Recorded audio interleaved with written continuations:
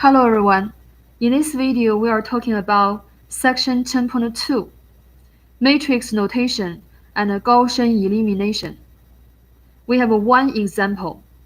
From this example, we are going to learn the concept of matrix. Also,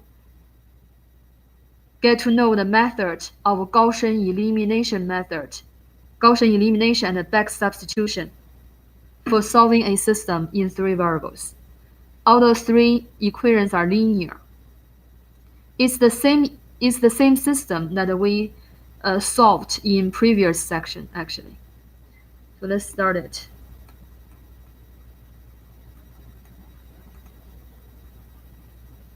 Please look at the equation 1. What's the coefficient of variable x? And what's the coefficient of a variable y? What's the coefficient of a variable z? So I put their coefficients horizontally like this as one row. And look at the equation 2. Coefficient of x is 3. Coefficient of y, -4.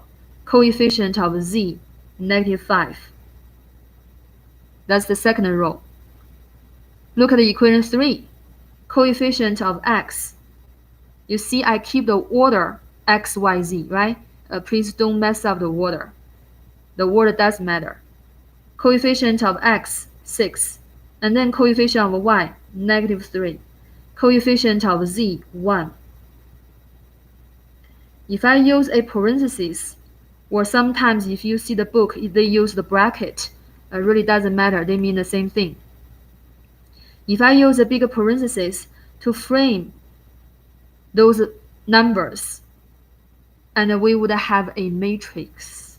All right, so that is a matrix. So this is called the coefficient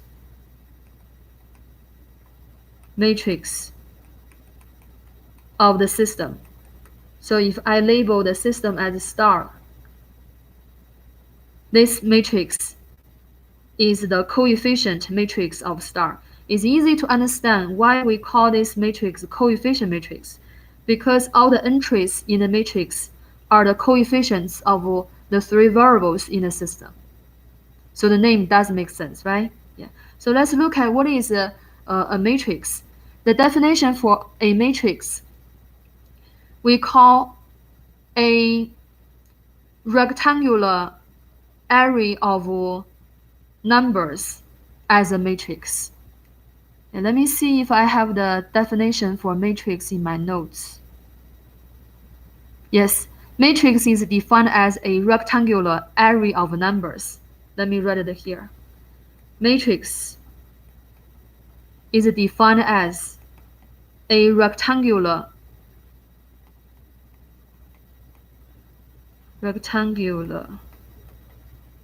array, A-R-R-A-Y, of numbers. How many numbers do we have in this matrix? 9. Those 9 numbers are called entries.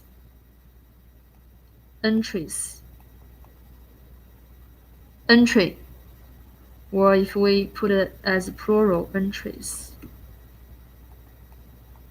of the matrix.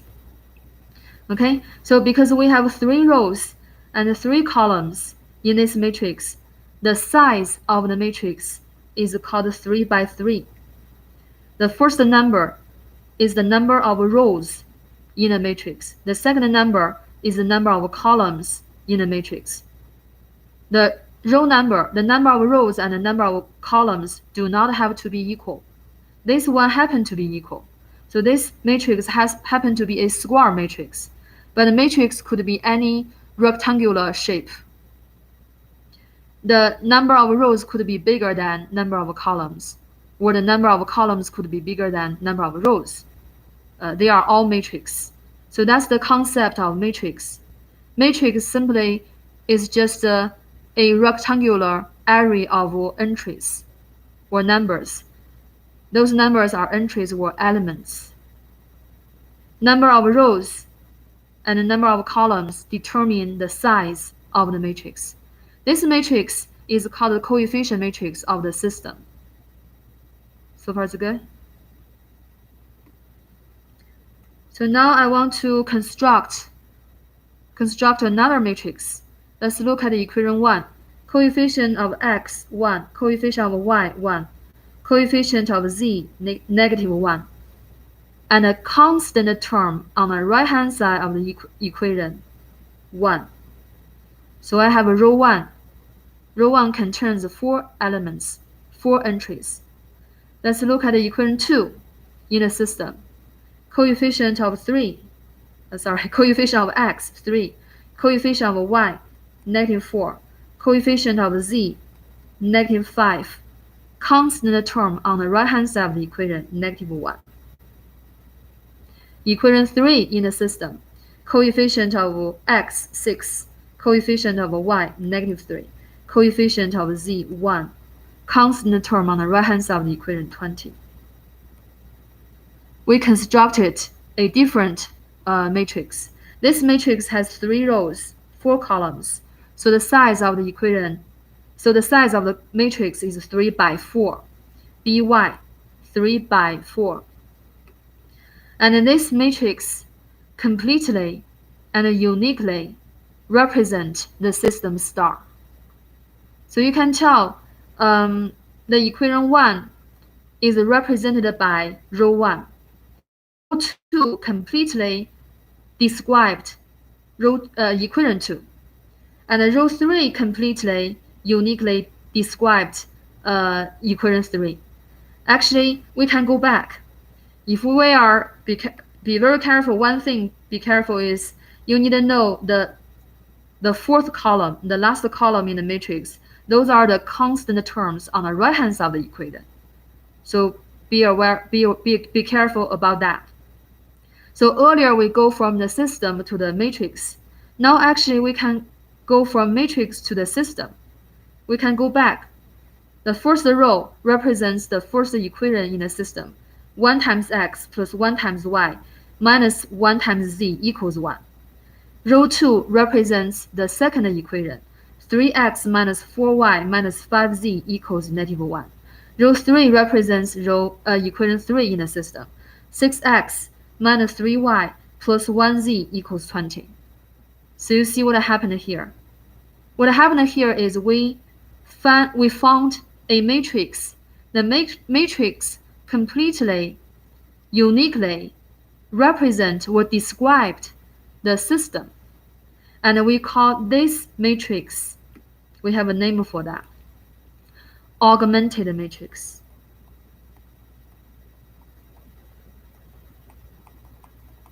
Of a star. Yeah, we need to have a system. The matrix corresponds to the system. The matrix is called augmented matrix of star. Why do we call augmented? I think because if we look at the entries to the left, or the parts to the left of the green vertical line, that actually is the coefficient matrix, right? We talked about coefficient matrix earlier. On top of coefficient matrix, if we add one more column, the one more column are the constants in the system on the right-hand side of the equations. Then we got an augmented matrix. Okay? Yeah. So we need to be very clear that the system and the augmented matrix has a one-to-one correspondence. I want you please see the system behind this matrix. Okay?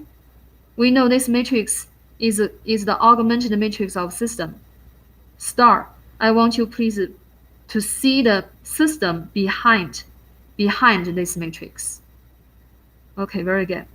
So, you know, the goal of this problem is to solve for x and y, to solve for the 3 variables x, y, and z, right? We are going to apply the 3 elementary row operations to solve the system. Well, that's a new thing. Let me write the 3 elementary row operation of a matrix here. We have 3 elementary row operations. Number 1, interchange any 2 rows. Interchange 2 rows. For example, the notation for this operation is Ri and Rj are interchanged. R sub I, the ith row. R sub j, the jth row. So this notation means you interchange the 2 rows. Number 2, the second elementary row operation, multiply each entry in a row by a non-zero constant.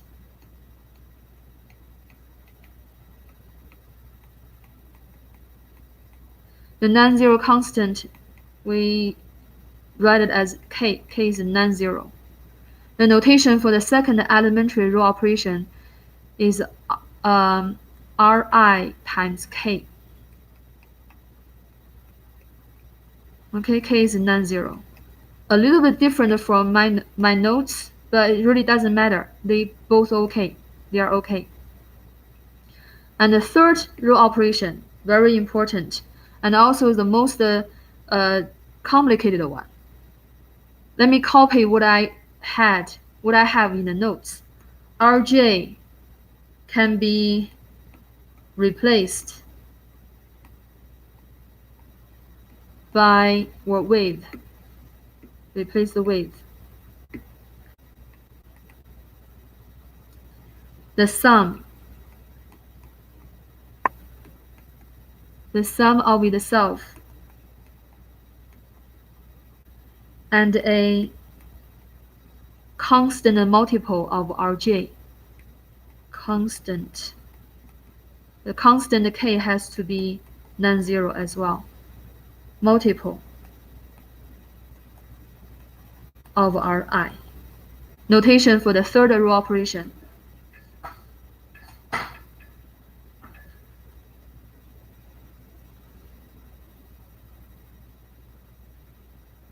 Ri times k and added to Rj. So the notation a little bit different from what I have in my notes, but as I said, it really doesn't matter. The important thing is you understand what are the 3 row operations. First row operation, you interchange any 2 rows. Second row operation, you randomly choose 1 row and then multiply all the entries in a row by a non-zero constant.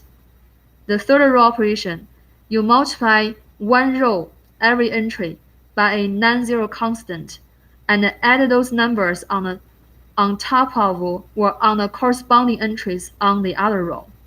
So j row j would be changed. Row I will remain the same. So we're going to talk about this in detail later when we actually process the row operations. Okay, so let's go back. So the goal is to apply those 3 row operations on this augmented matrix. For what reason? I mean, to apply those 3 row operations on this matrix for what reason, or for which, to reach what kind of goal? To reach this goal, okay? To transform the augmented matrix as a row echelon form. What is a row echelon form? Let me write it down. Row echelon form. You can Google the meaning of echelon. It's kind of like a stair shape. Stair shape. E-C-H-E-L-O-N. Yeah. Row echelon form. What kind of matrix is a row echelon form? Let me give you a matrix which is in a row back. I want you to write the system back. So what's the row? 1 times x, 1 times y, -1 times z equals 1, right? Row 2. 0 times x, coefficient by -3 added to row 2. That's the third row operation. Okay, so row 2 gonna be changed. Row 1 remains the same. All the entries in row 1 multiplied by -3 and added to the corresponding entries in row 2. Let's see, what do we have? 1 times -3, -3 plus 3, 0. 1 times -3, -3 plus -4, -7. -1 times -3, +3, +3 minus 5, -2. 1 times -3, -3, 1 times -3, -3 minus 1, -4. Let me double check. Yeah, that's correct. Yeah. You can repeat this part to really understand what's the row 2 is gonna be changed. Row 1 remains the same. Why do we multiply row 1 by -3? How do I know? How do I know I need to choose -3? It's because I want 3 be 0. If you look at the row echelon form, all the entries below the leading ones must be 0, right? So in order to make 3 be 0, I decide multiply row 1 all the entries by -3. That's the reason. 1 times -3 is the opposite of 3. That's the reason we have -3. Same idea, we're going to multiply row 1 by -6 and add it to row 3. So row 3 is going to be changed. The purpose is to change the 6 to 0. All the entries in row 1 multiply by -6. 1 times -6, -6, -6 plus 6, 0. 1 times -6, -6 minus 3, -9. -1 times -6, +6, +6 plus 1, 7. 1 times -6, -6 plus 20, 14. You see what we have accomplished? In row 1, the leading one is 1, and the entries below the leading one is 0. So far, so good? Okay, now we want a second leading one. We are done with row 1. We copy it. 1, 1, -1, 1. And I want this entry be 1. How could we do that? We're going to apply the second row operation. We are going to multiply row 2 by the reciprocal of -7. Multiply -7 by its reciprocal, 1 over -7, would make this entry be 1. But we don't just do that for this entry. We have to do the same thing to all the entries in row 1. So 0 times -1 over 7, 0. -7 times -1 over 7, 1. -2 times -1 over 7, +2 over 7. -4 times -1 over 7, +4 over 7. So that's how do we have the second row second leading one. Let me copy row 3, 0, -9, 7, 14. This is the second leading one. In row echelon, entries below leading ones must be 0, so I want -9 be 0. In order to do that, we apply the third row operation. Multiply row 2 by +9 and add it to the row 3. Row 1, keep the same, copy it. Row 2, we are also done with row 2, copy row 2. 0, 1, 2 over 7, 4 over 7. And then row 2, all the entries in row 2 multiply by +9 and add to the corresponding entry in row 3. In row 3, let's see, what do we have? 0 times 9, 0, 0 plus 0, 0. 1 times 9, 9, 9 minus 9, 0. That's the purpose, right? 2 over 7 times 9. What is 2 over 7 times 9? 18 over 7. And then plus 7, which is 18 over 7 plus 49 over 7. That gives us 67. 67 over 7. 67/7. Okay?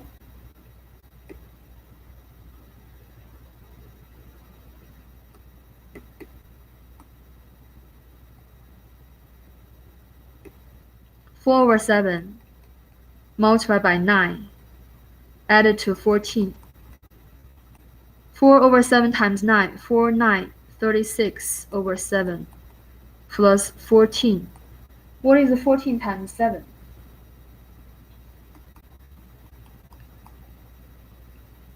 98. So we add those two fractions. We have 134. Let me double check. 4. Yeah. So 134/7. Oops. Give me 1 second.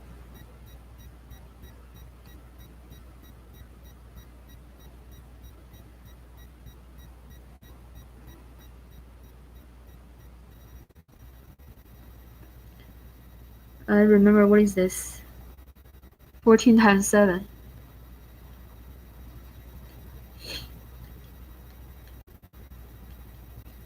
98 sum of the two fractions.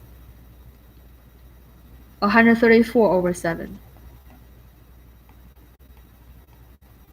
Right? Okay, very good. Almost there. Not yet, but almost. Now we have the first leading one. The entries below the leading one, 0. We have the second leading one. The entries below the leading one, 0, right? What about row 3? We want this guy be 1. So how do we do that? We are done with row 1 and row 2, so we are going to copy them. 1, 1, -1, -1, 1, 0, 1, 2/7, 4/7. And in row 3, all the entries we are going to multiply by 7/67, which is the reciprocal of 67/7. If we multiply 67/7 by its reciprocal, we would have 1 here, right? 0 multiply anything is 0, so 0 keeps 0. And here we have 1. And 134 happen to be twice of 67. So we have 2 here. Okay, row 3, all the entries multiplied by 7/67. We have the new row 3, 0, 0, 1, 2. Let's double check. We have the first leading one, all the entries below the leading one is 0. Second leading one, entries below the leading one, 0. And the third leading one. So why do we say that echelon? Do you see this? Like a staircase shape. Below the stair, all the entries are 0s, right? Right? So that's the row echelon.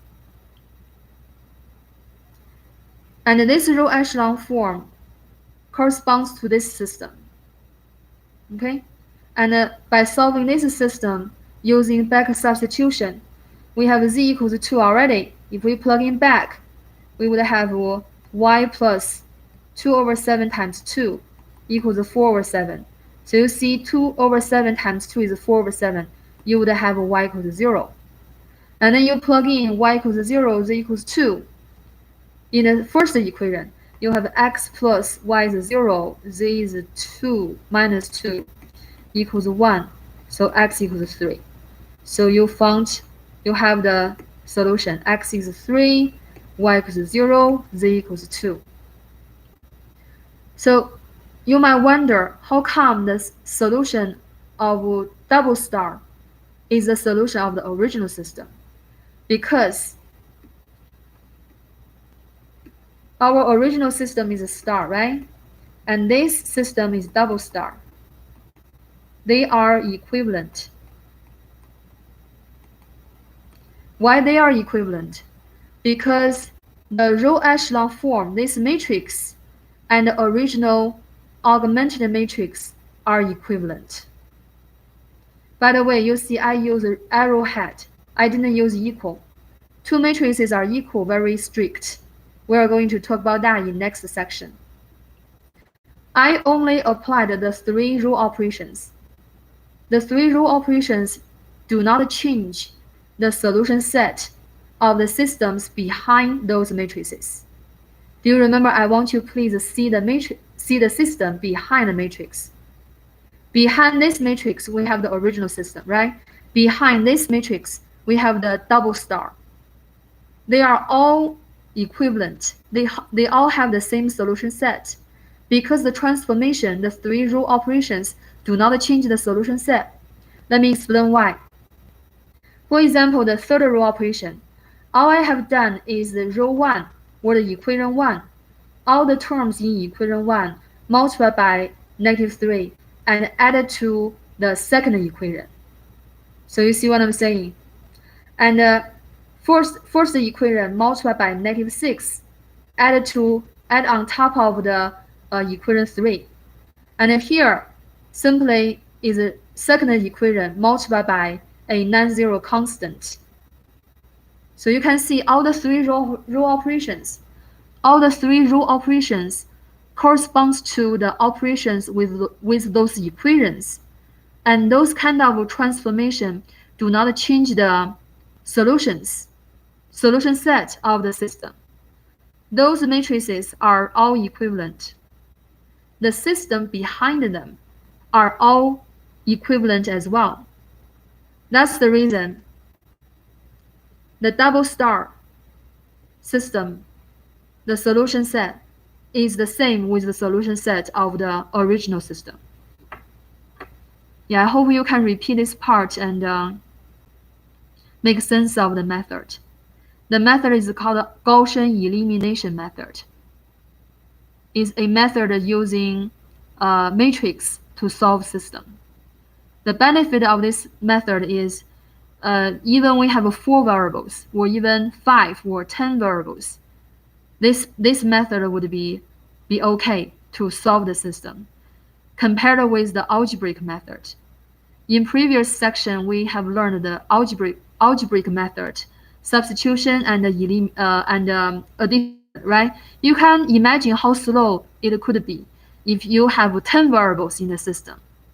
But if you apply the Gaussian elimination method using matrix, it will still doable.